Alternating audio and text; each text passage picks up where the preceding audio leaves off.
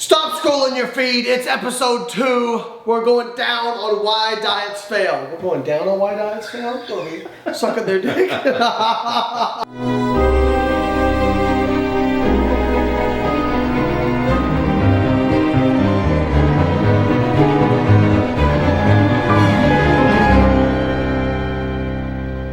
We're going to go over the adaptations that happen when you diet and why your metabolism slows down and sets you up for weight regain. So let's get into it.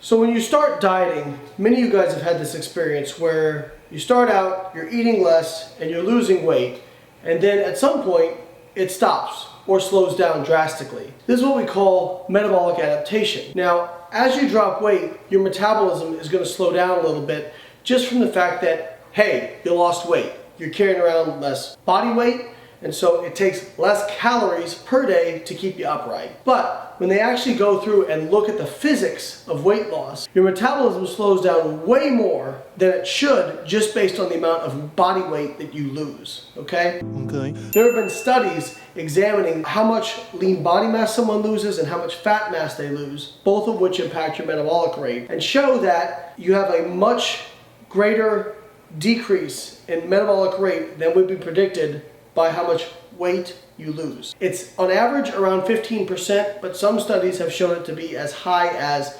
30%. When we look at why the body would do this, you have to think about dieting as nothing more than controlled starvation, okay? The signals it sends to your brain, the restriction it creates, and the energy gap it creates are going to trigger systems to defend you. The first phase and the first prong of this defense is to slow down your metabolic rate to prevent you from starving. And we're going to cover the first of the 3 prongs of the body's self-defense system today. This is called metabolic adaptation. When you look at how many calories you burn per day, that's called your total daily energy expenditure. So when we talk about calories in versus calories out, total daily energy expenditure is literally calories out.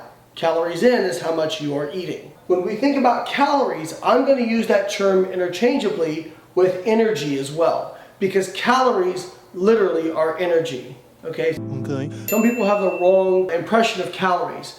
You can't see a calorie under a microscope. It's not an actual molecule. It's just a measure of how much energy something contains. So we can use the terms energy interchangeably with calories. For example, caloric restriction and energy restriction. When you diet, the way you lose weight is you create an energy gap where your input is less than your output. And your output is from 4 basic things. Your basal metabolic rate, also called your BMR, your NEAT, non-exercise adaptive thermogenesis, your TEF, thermic effective food, and your EA, which is your exercise activity. Those 4 components make up the entirety of your TDEE, your total daily energy expenditure. BMR is simply the amount of energy it costs to keep the lights on, okay? So if I want to measure someone's BMR, I would have them lay down, hooked up to a special apparatus, and just rest. They're not sleeping, but they're just resting, okay? This is how much energy it takes just for you to exist. You could call it existence energy. This is what it takes to power your organs and your muscles and just keep you alive. This is typically about 60% of your total daily energy expenditure, so it's a huge chunk. Then you have NEAT. NEAT is non-exercise adaptive thermogenesis, but when we say non-exercise, what we mean is NEAT encompasses all the little movements throughout the day that cost energy but aren't exercise. So basically involuntary movements. What I'm doing with my hands right now, that's NEAT. Okay?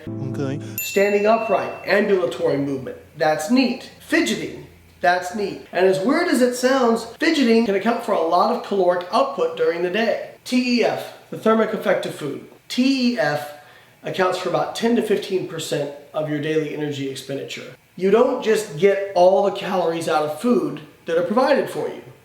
Okay?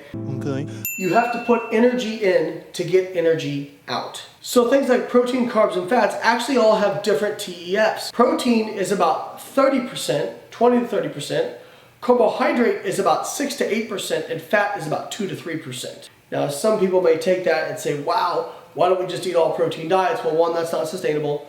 And two, keep in mind, it is a big difference within TEF, but TEF is only 10 to 15% of your TDEE. So a relatively small contribution. Now, there still are advantages to a high protein diet, and we'll discuss those in future videos. Then you have your exercise activity. This is how much energy you spend every day, literally exercising. So how does dieting affect all of these four components? It actually lowers them all, okay?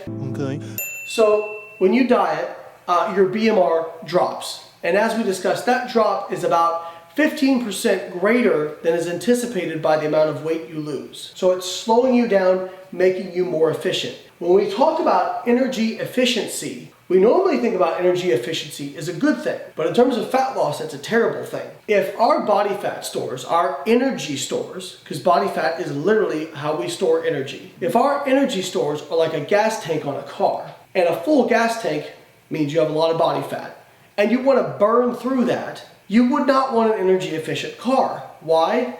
Because it would take you a long time to get through that energy. You'd want a car that's very energy inefficient. You'd want something that burned through gas really fast. Well, our bodies are kind of similar.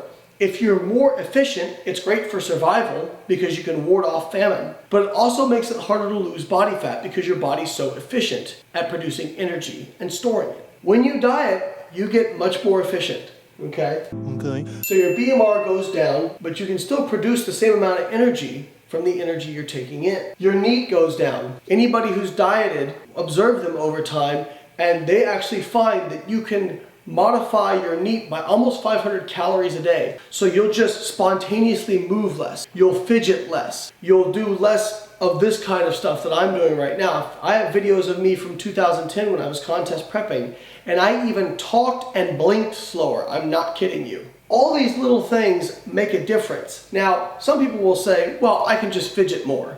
It doesn't work that way. If you're purposely making yourself fidget or purposely making yourself move, it's actually more like exercise now. When I'm fidgeting, I'm sitting down on a computer, writing something, doing something else. I'm not thinking about fidgeting. And because I'm not thinking about it, because it's ambulatory, I'm able to focus on another task. If I make myself fidget, I can no longer focus on that other task. TEF. TEF goes down during dieting, but it seems to be a function of simply consuming less food. So it doesn't seem like it drops further than you would expect, so it probably is a small component of metabolic adaptation. Then your exercise activity. Not only do lab animals spontaneously exercise less when they're calorically restricted, you also get much more efficient at the exercise you're doing. I hear many people out there, they'll say, well, I don't understand how I'm not losing weight. I'm burning 1,000 calories on the treadmill. No, you're not. One, because you're doing that exercise so often, your body just gets more efficient with its own mechanics. So you actually become practiced at that exercise, better at that exercise. It costs you less energy to do it. You could make a case for it's a good idea to mix up your cardio that you do because of this. But also, your body just inherently gets more efficient at producing energy. What does this do overall? Well, since all of these components drop, this tips the scales of energy balance back towards being balanced, back towards no difference between input and output. So that's why somebody can start out a diet at say 1,800 calories a day, be losing several pounds a week, and then a few months later, now they're not losing anything whatsoever, even though they're sticking to the diet. That's metabolic adaptation. And again, it's attempting to defend you from starving yourself. The big goal is trying to narrow this energy gap, because when you start dieting, if you're losing weight, it is because your input is your input is lower than your output. And this creates what we call an energy gap. That energy gap is sensed by the body and causes the body to make these adjustments. Lowering BMR, lowering NEAT, lowering TEF, so that it pushes you back towards balance where you're not losing or gaining weight. Finally, your body also increases its hunger level. Hormones like neuropeptide Y, leptin, insulin all drop during weight loss and caloric restriction. Also, hormones like ghrelin go up. Ghrelin is a hunger hormone, makes you hungry.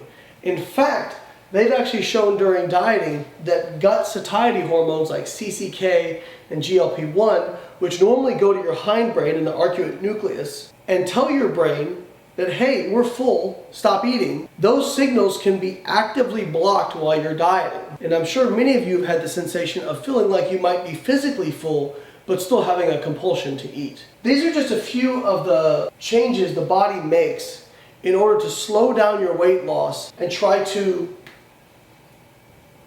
abolish this energy gap. Remember, the body does not want to starve. Keeping you alive is its primary purpose. If it senses an energy gap, it's going to try and restore that energy gap. It does this through metabolic adaptation. But what it also does is set you up for fat regain in the future. Because you created this energy gap, the body remembers this. It's my own personal theory, but I believe the body has diet memory.